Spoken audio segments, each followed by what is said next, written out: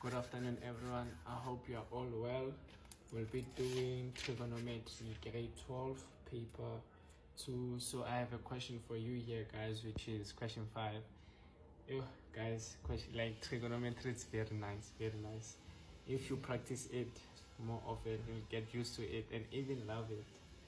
So I've got question 5 for you here, which you're gonna read 5.1 together, which says, in the diagram, line OP is given with P, and then they're giving us a coordination there, which is -3 for X and -4 for Y direction.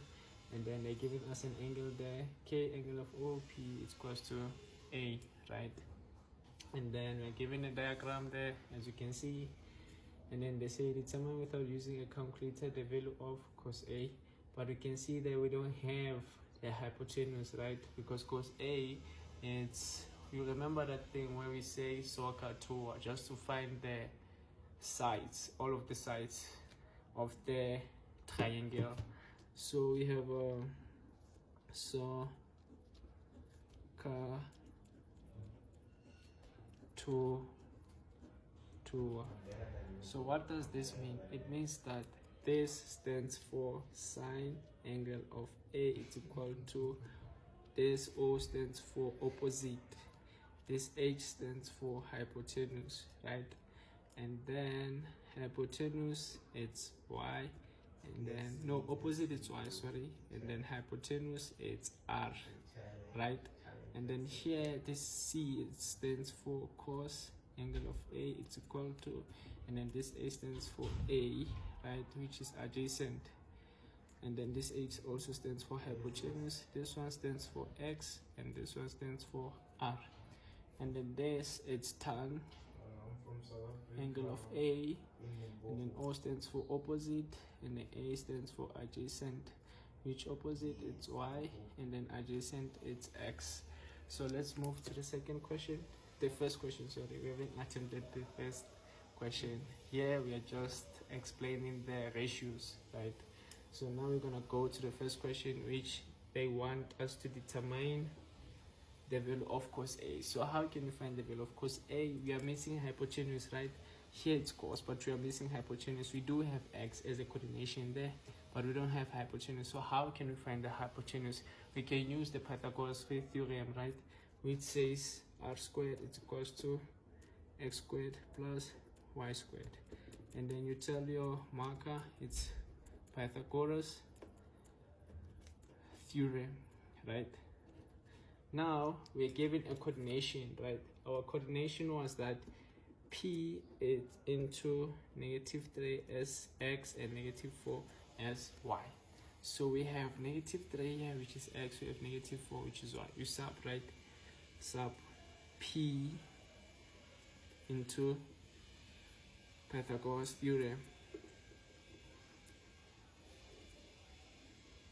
right? So you substitute now, and then r squared is equal to X, we said it's -3 all squared plus Y, which is -4 all squared. And then you punch in your calculator, you say -3 all squared plus -4 all squared is equal to r squared is equal to 25, and then you remove the square there by introducing a square root, and r is equals to positive or -5. But in this case, which one are we going to take? We're going to take the positive one, we're going to take the negative one. So always know that the hypotenuse is always positive. The hypotenuse is always positive at all times. So you're going to say therefore r is equals to +5. But the question wanted us to find cos of A. So we haven't answered the question yet. The question wanted us to find cos of A.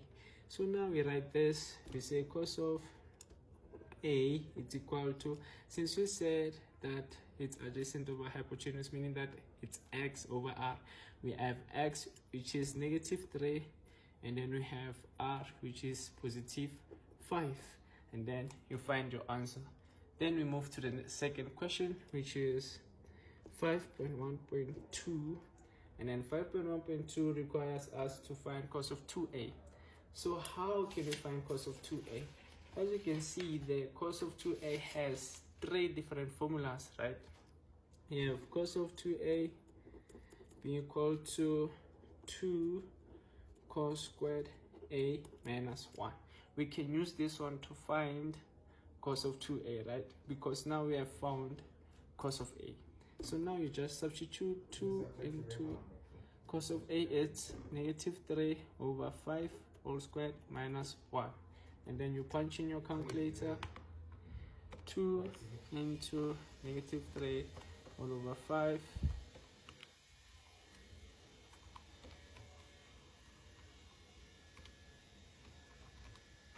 all squared minus 1, and then it gives us negative 7 over 25, right? Gives us negative 7 over 25.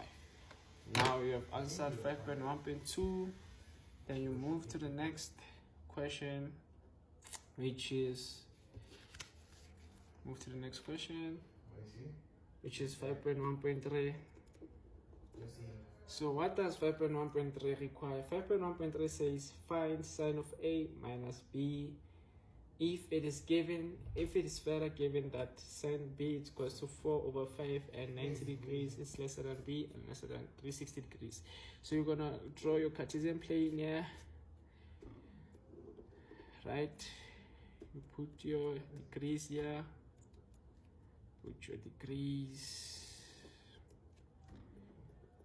right?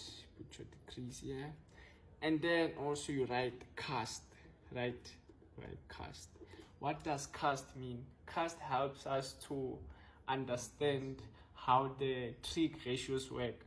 So here it means all trig ratios are positive, and here it means only sine ratio is positive, and here it means only tan ratio is positive, and here it means only cos ratio is positive.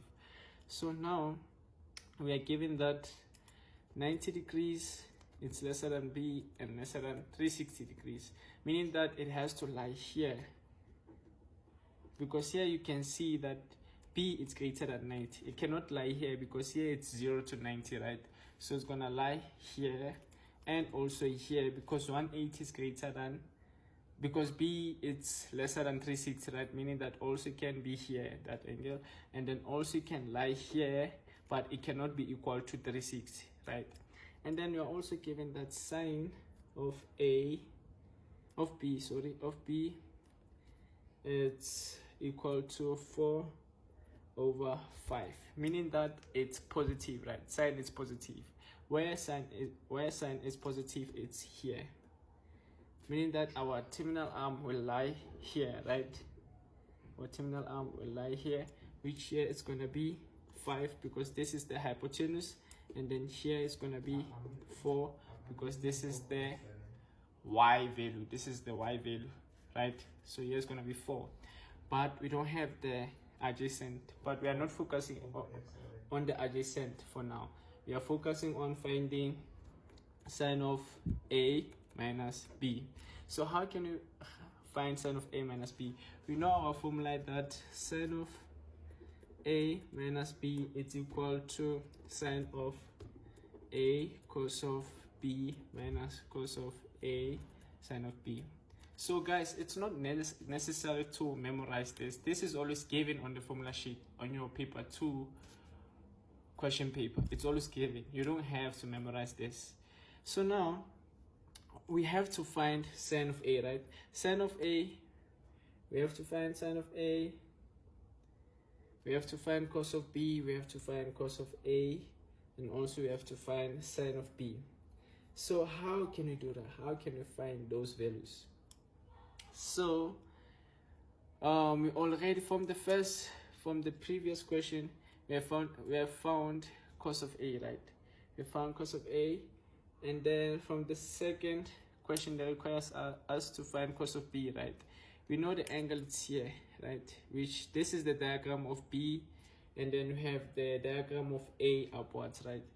So how can we find sine of a? This is the diagram for angle b, and then the other diagram, which is this one on the question paper, which has point P there. We gotta find sine of a from there, right? So how can we find sine of a? We can say sine of a, which is its opposite over hypotenuse, which means we have our point there, which is P, right? Which is -3 and -4. So here we have -4, right, as our y value, and the hypotenuse for the, we found it here, which it was 5, right? We find it here, which is what it was 5 from the previous question. So we're gonna say sine of A minus B is equal to, we say our y it's -4 and our hypotenuse is 5. Now we gotta find cos of B from this diagram, right? Not from the first diagram. We have two diagrams in this case. From this diagram, we gotta find cos of B. So cos of B, it has to be adjacent over hypotenuse. So what is our hypotenuse there? We are given here sine of B is equal to 4/5, meaning that here it's opposite, meaning that it's y, and then here it's hypotenuse, meaning that it's r, right? What do we have here? It requires us to find x, so we have to use the theorem of Pythagoras to find what? The value of x. So we're gonna say r squared is equal to x squared plus y squared, right? And then we have r as 5 squared is equal to, we don't have x, we are looking for x, plus y squared is what?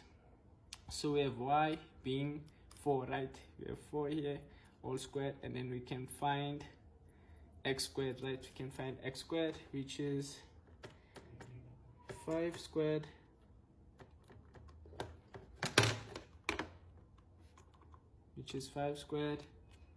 minus 4 squared will give us positive 9, and then introduce square root, and then x will be equal to positive or minus 3, right? Because square root of 9 is 3. So which one can we choose? We know that from this side, from here, x is positive, and from here x is negative. Since now our diagram is going towards the left, meaning that x will be equal to -3, right? Now we have to find cos of B. We said cos of B is adjacent over hypotenuse, right? So our adjacent is what? It's x, right? So what is our x here? Our x is -3 over, what is our hypotenuse? Our hypotenuse is 5, right? Minus.